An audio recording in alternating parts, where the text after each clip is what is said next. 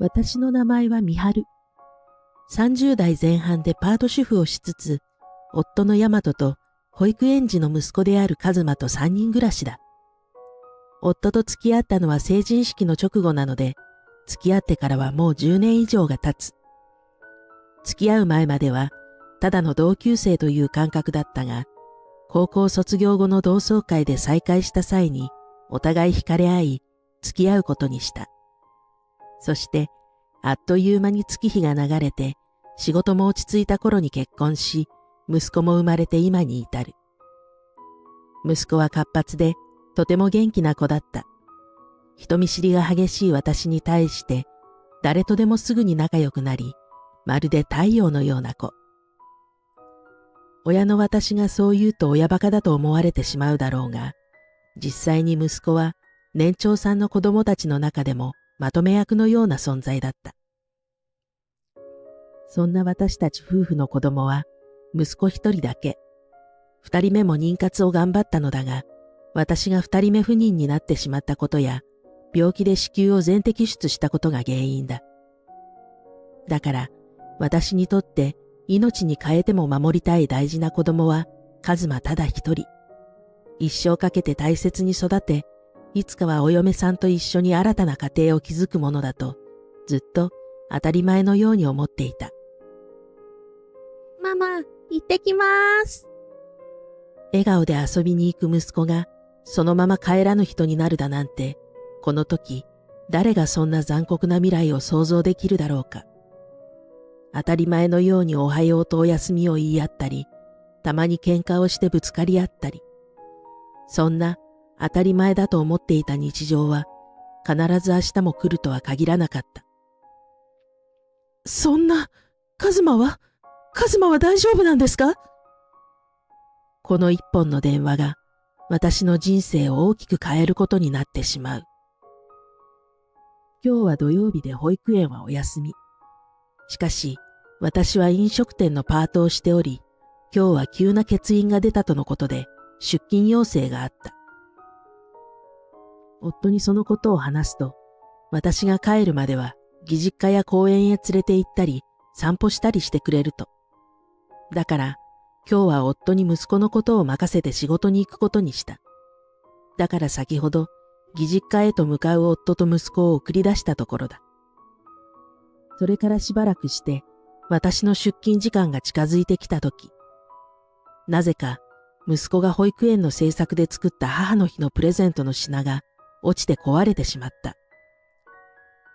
少し端の方に置いていたため、ちょっとした振動で落ちたのだろうと思って片付けをしていたのだが、どうも嫌な予感がする。まさにそれが虫の知らせだった。直後に鳴り響いたけたたましい電話の着信音に肩を震わせながらディスプレイを確認すると、知り合いのお母さんから。電話に出ると、ものすごい剣幕でこう言われた。一馬くんが車にひかれたの。美春さん、今すぐ来れる？私はその言葉を聞いた瞬間、スマホが手から滑り落ちてしまう。しばらく知り合いのお母さんが何度も私を呼ぶ声が聞こえてきたが、ぼーっとしたまま視界が歪むような感覚に陥った。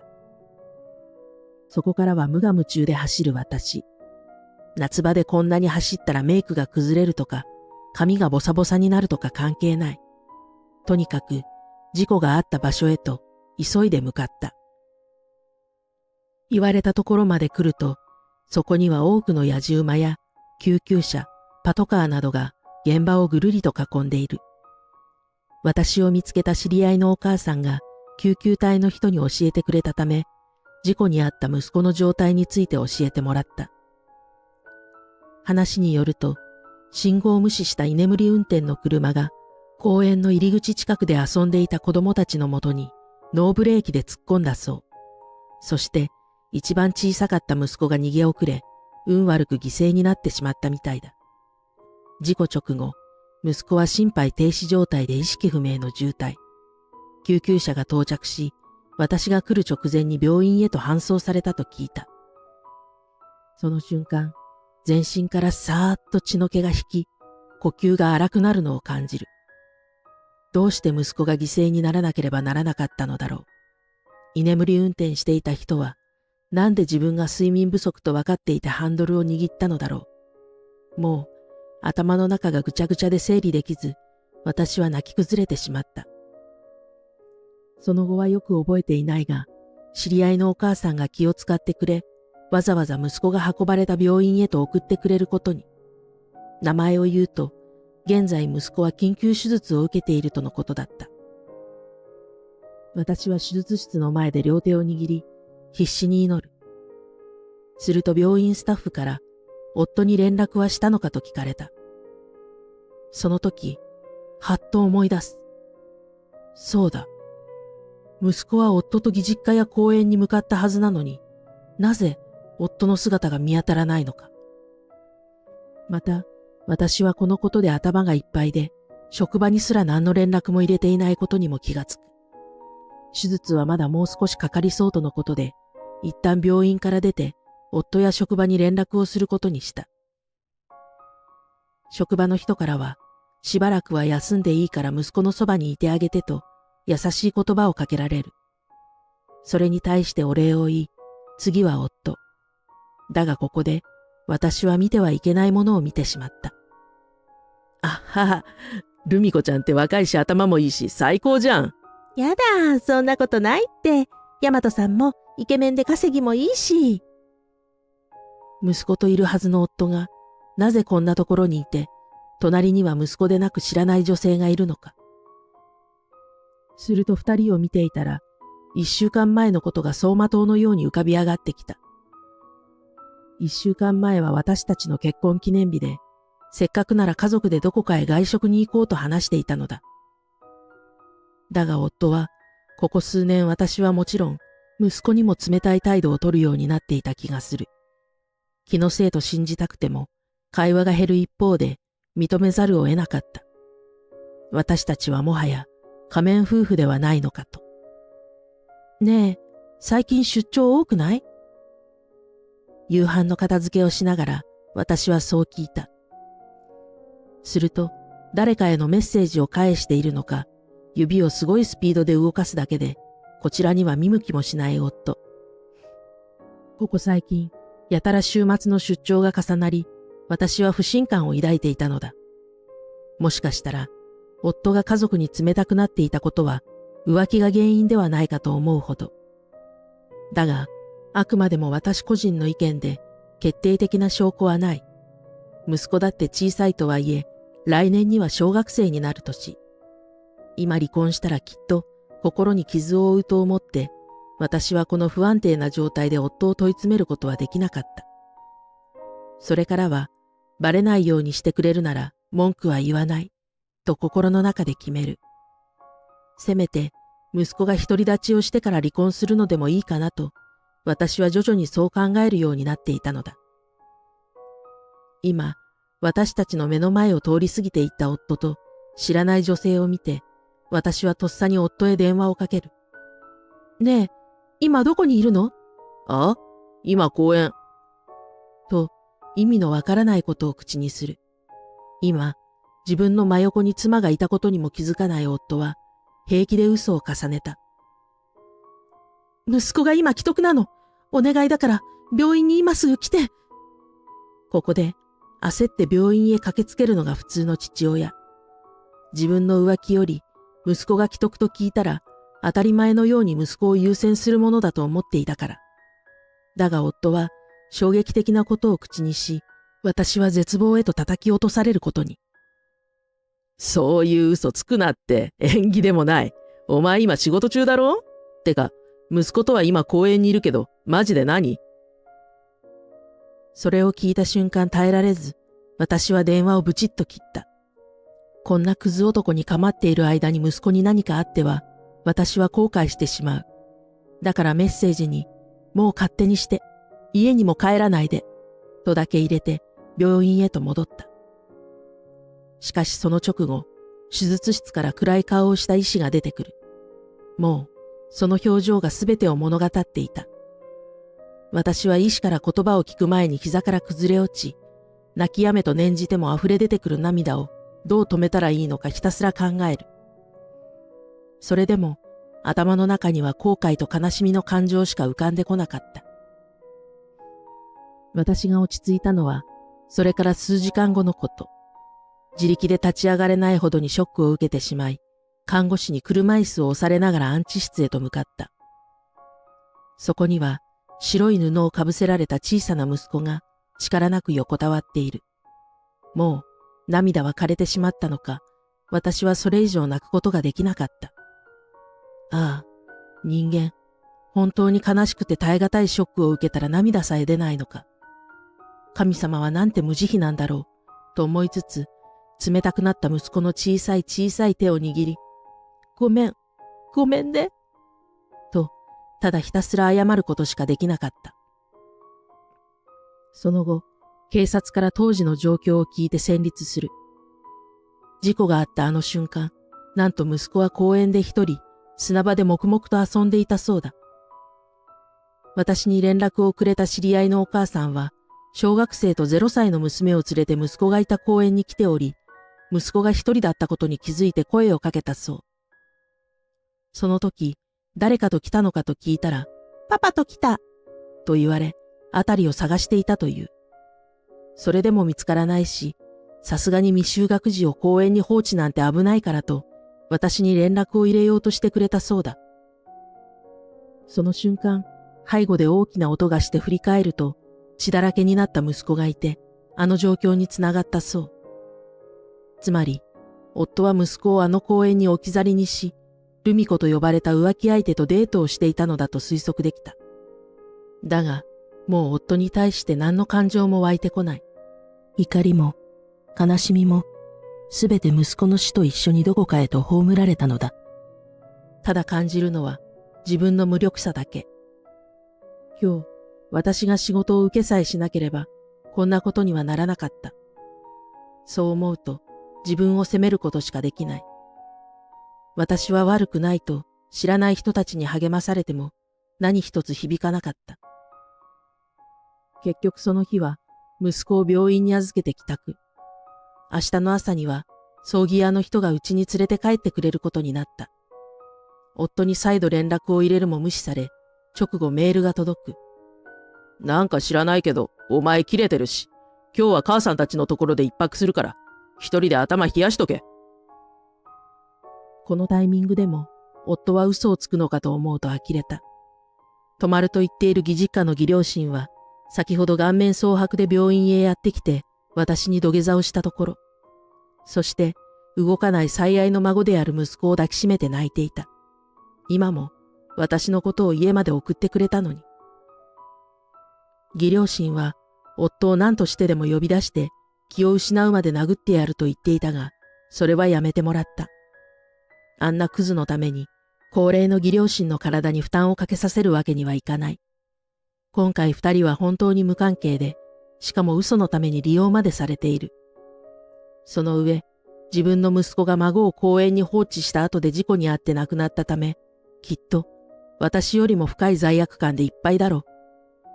私としても、息子をないがしろにし、自分の欲のためだけに息子を放置した夫のことが許せず、葬儀にも来てほしくないと思った。だから、どうせ浮気相手のところに泊まっているなら好きにして、夫抜きで葬儀をした方がいいと考えるように。その日、私は夫への恨みつらみをブツブツとつぶやきながら、眠れない夜を過ごした。翌日、息子が家に帰ってきて、今日の夜には身内だけで通夜を行い、明日には火葬することに。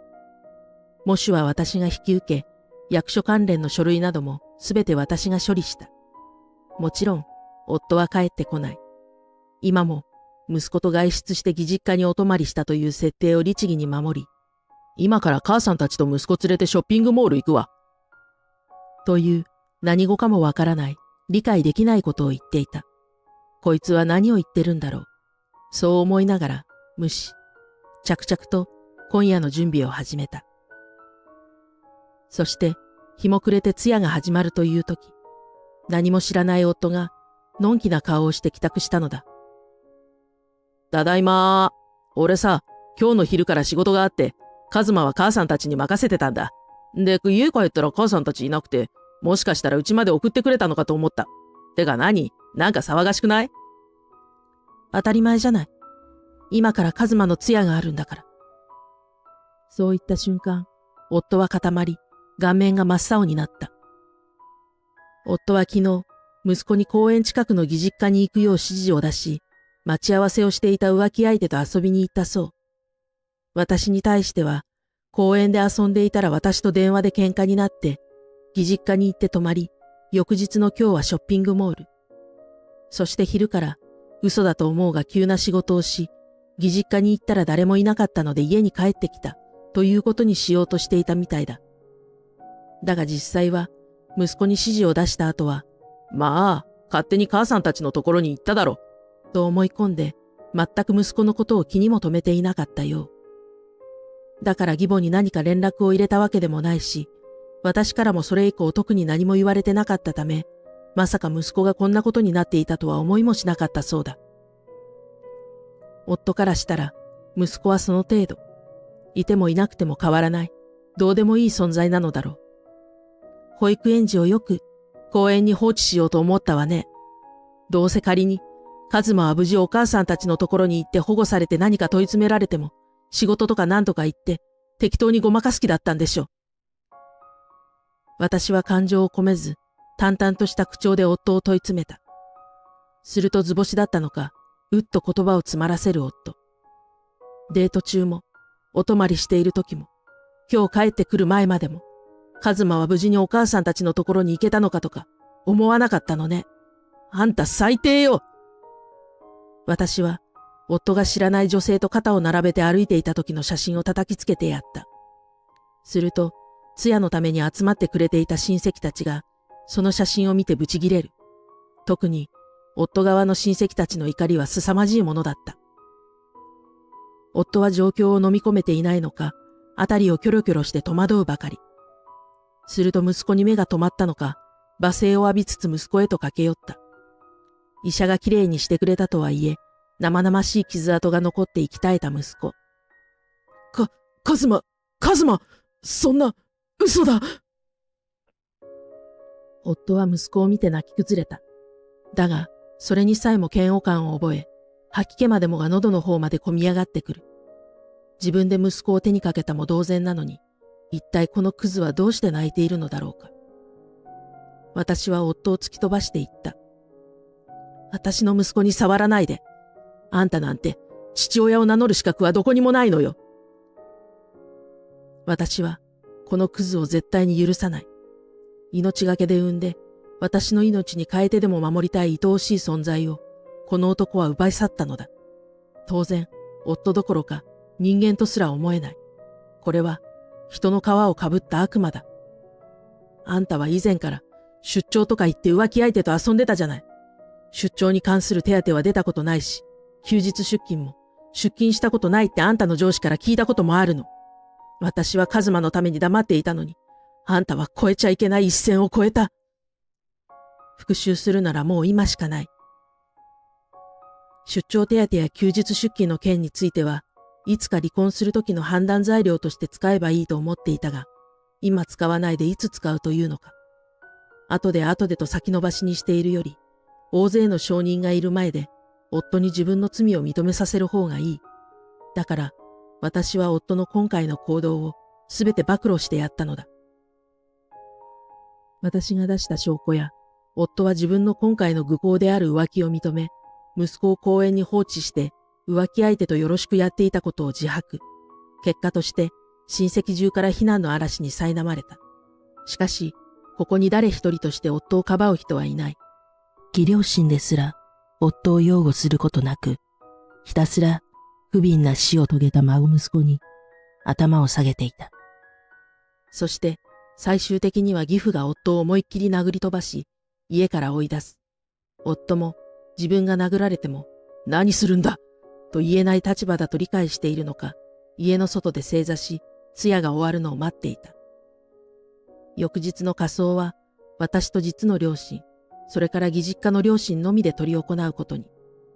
何度も謝っていた夫は当然無視して納骨もさせなかった。義両親も気を使ってくれ、息子のお骨は私たち側のお墓に入れることに。その際、昔飼っていた愛犬もうちのお墓に入れていたことを思い出した。カズマ、犬が大好きって言ってたから、天国で一緒に遊んでね。そう言い、全員で手を合わせて息子を見送る。お墓にはうちのご先祖様たちもいるし、きっと小さくて右も左もわからない息子が迷子にならないよう、正しく導いてくれるだろう。そう信じて。息子の葬儀から数週間が経ち、私と夫は正式に離婚。それまでは別居だったが、私の気持ちの整理が全くつかず、結局代理人を立てて離婚の手続きをすることにした。夫は代理人にも、美晴に会わせてください。これじゃ俺も。と言っていたそうだが、私はもう二度とあのクズの顔なんて見たくない。だから完全拒否し、絞り取れる分だけ絞り取って縁を切った。縁切りの神様のもとにお祈りに行くくらい、私はあの男を憎んでいる。そして夫は親を含めて親戚の全員から縁を切られ、会社でも子供を放置して殺したと言われるように、そのせいで体調を崩し、精神を病み、今は閉鎖病棟で冷めない悪夢にうなされながら後悔の日々を送っているそうだ。浮気相手のルミ子からも、経緯を説明してきっちり慰謝料を請求。ショックからか泣いていたが、幼子を放置することを少なくとも分かってた上で夫とデートに行っていたそう。間接的とはいえ、人殺しをしたと言われ、彼女ももう二度とこの町で見ることはなかった。お金を取ったから息子が帰ってくるわけではないし、私は仮に再婚しても二度と子供を産めないからだ。だから再婚はせず、仕事も辞めてしばらく静かに暮らすことに。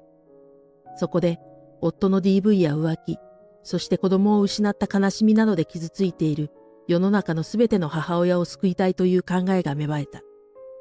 そのため、ボランティアで様々な慈善活動に参加したり、資格を取ってカウンセラーとしての仕事を始めたりして、新たな一歩を踏み出す。私にできる息子への償いは、これ以上悲壮な運命をたどる親子を増やさないこと。それから、私自身が元気に生きて天寿を全うし、笑顔で息子に会いに行くことだ。そう信じて、今日も一歩一歩、私は前を向いて歩いていく。